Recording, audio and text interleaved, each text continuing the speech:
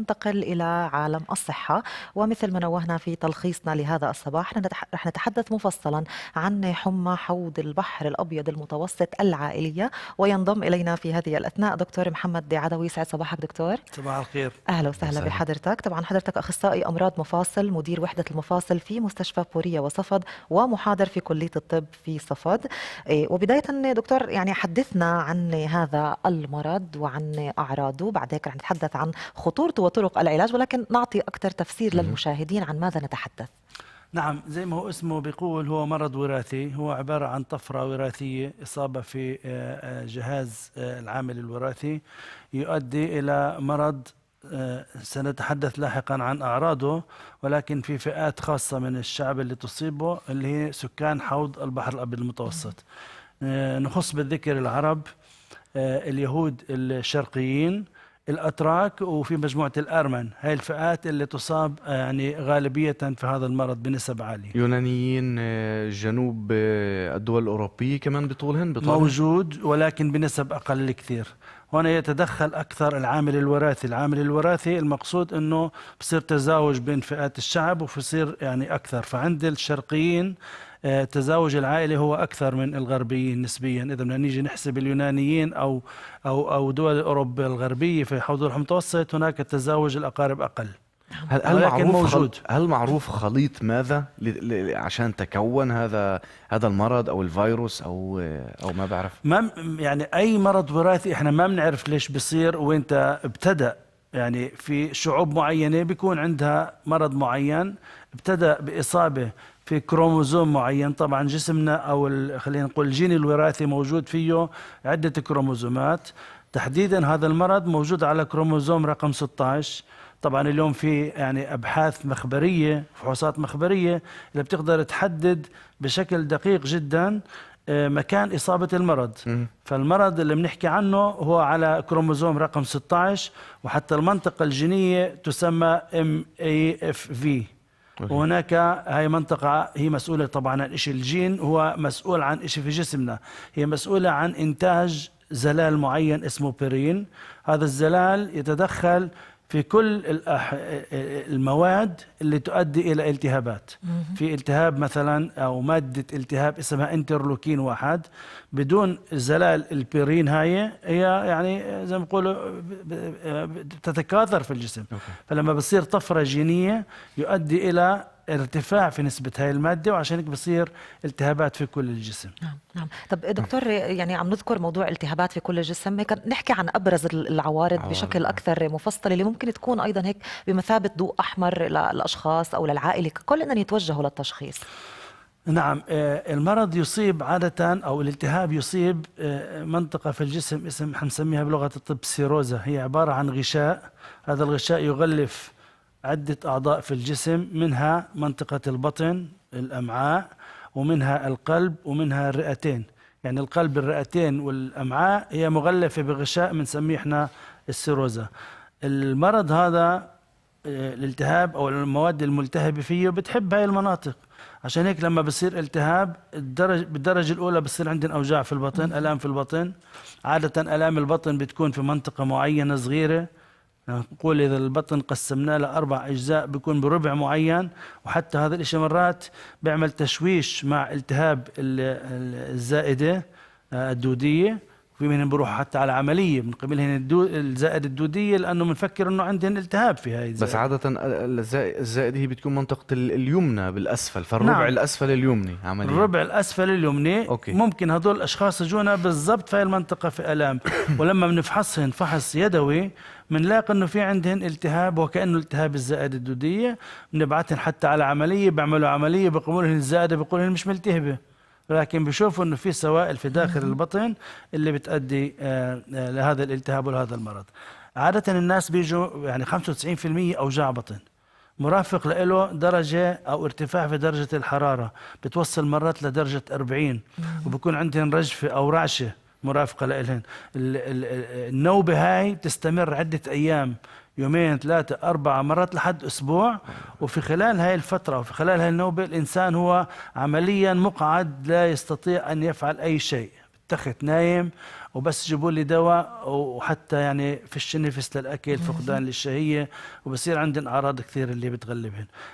هذول الناس اللي مسميهن يعني المميزين في هذا المرض. ولكن احنا حكينا برضو الغشاء موجود في القلب، حول القلب وحول الرئتين، عشان هيك ممكن يجونا بأوجاع في الصدر.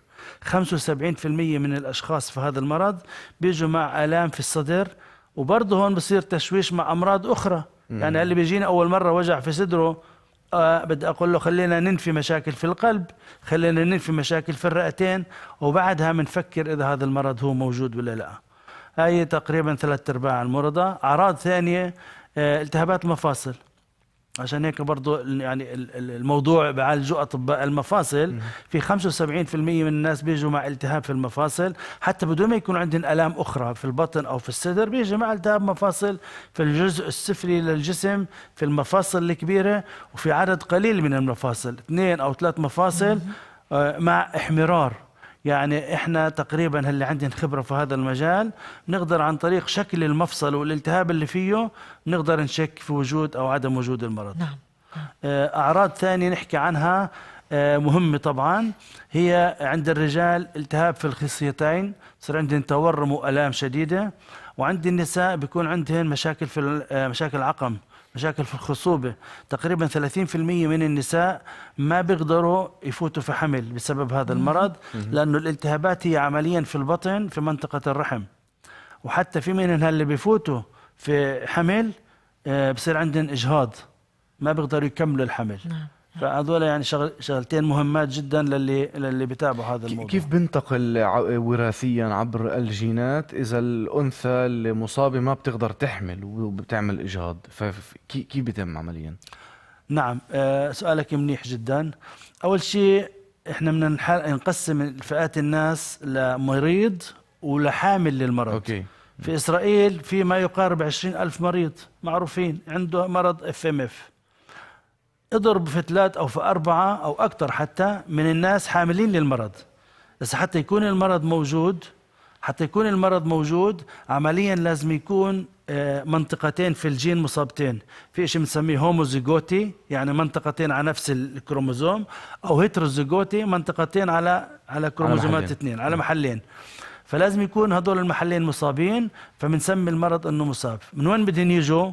من الاب او من الام. اذا الام حامله ما عندها مرض، ما بتعرف انه عندها، والاب برضه حامل للمرض وما عنده مرض وما بيعرف انه في عنده، بتجوزوا. التزاوج هذا بيناتهم بيؤدي لانه تقريبا 25%، مش تقريبا دقيقا حتى 25% من اولادهن بيطلع انه المرض عندهم مصابين في المرض. سالب موجب. بالضبط. نعم. وبصير حتى يعني 50% بيكونوا حاملين للمرض من هون او من هون، و25 مصابين، و25 فيش عندهم لا حاملين ولا مصابين. فمهم جدا اذا في عائله معروف فيها المرض.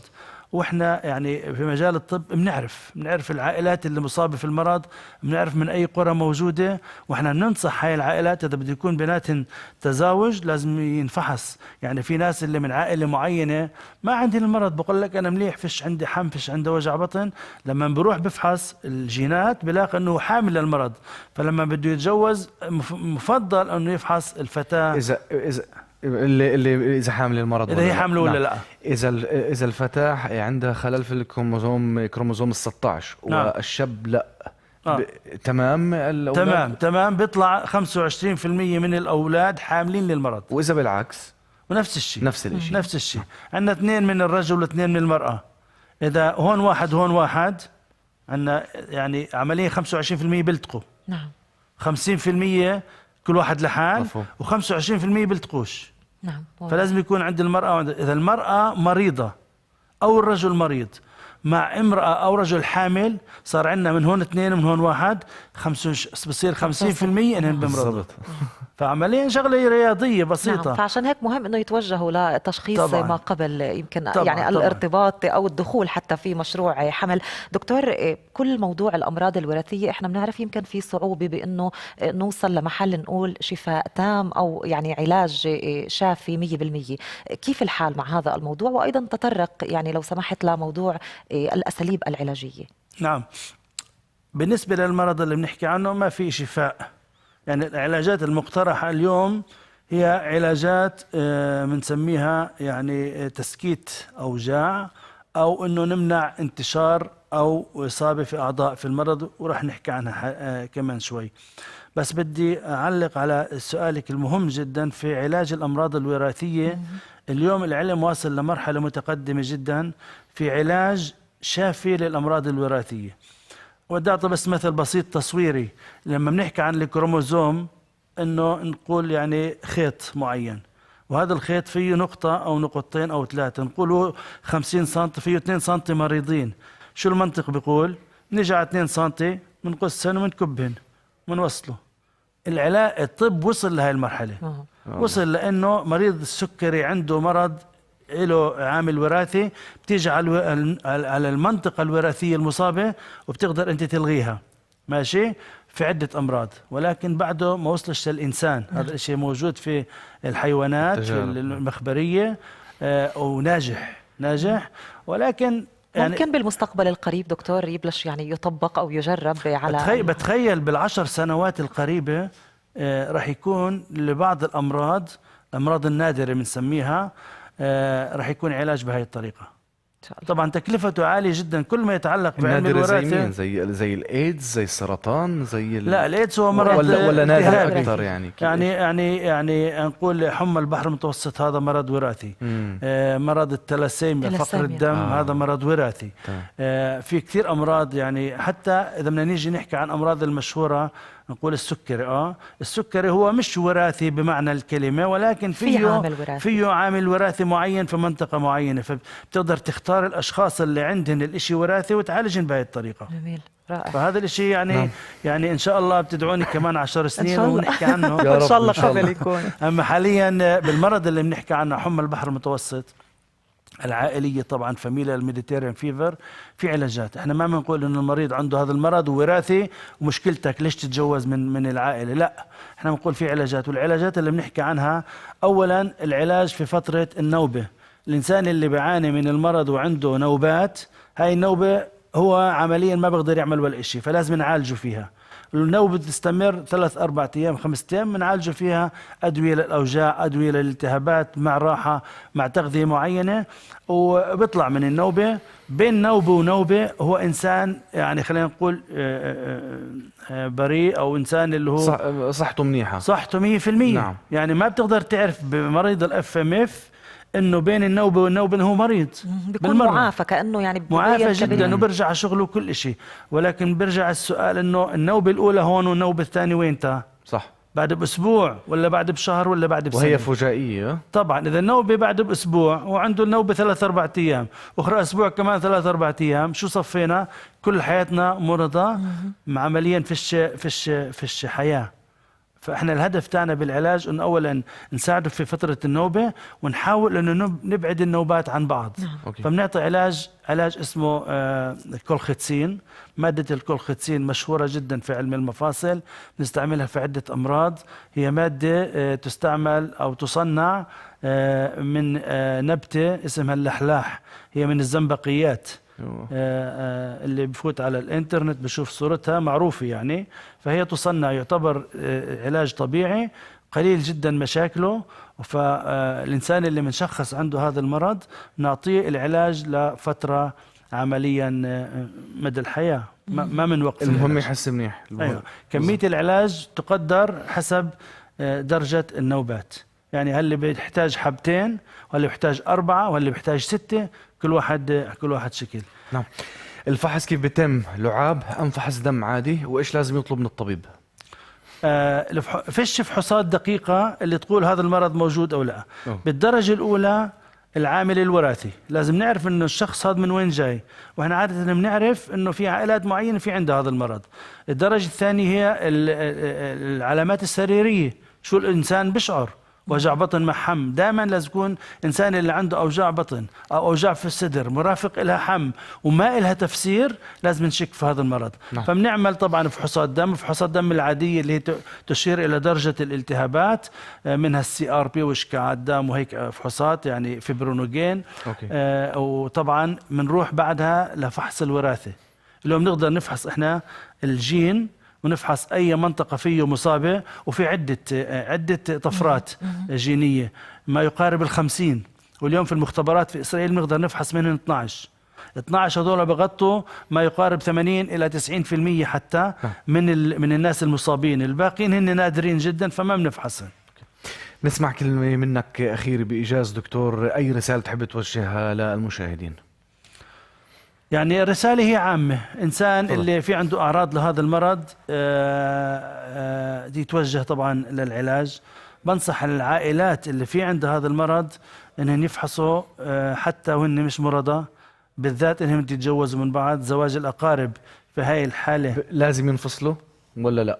لا مش بالضرورة. مش إنه إيش بالضرورة. ينفصلوا؟ يعني إذا هن حاملين هذا المرض اثنيناتهم، عشان ما يطلع نتاج هذا الزواج طفل يعني ما يرتبطوا مريض فعلياً. عمليا. لا هو يعني احنا بنحكي عنه الارتباط قبل. صحيح. أكيد يعني إذا أكيد. واحد بيعرف إنه هو عنده الحامل وراح بده يخطب صبية وهي برضه حاملة، بده يعمل حسابه فكر شوي. إنه ربع من الأولاد اللي عنده راح يكون عندهم هذا المرض. أما يعني إحنا مش ضد زواج الأقارب، أنا شخصيا أنا ضد إنه ما ينعملش فحوصات صحيح. لاكتشاف الأمراض في هاي العلاقة حكيتها الزوجية. أحسن ما يزعلوا عليك العيلة. طبعا.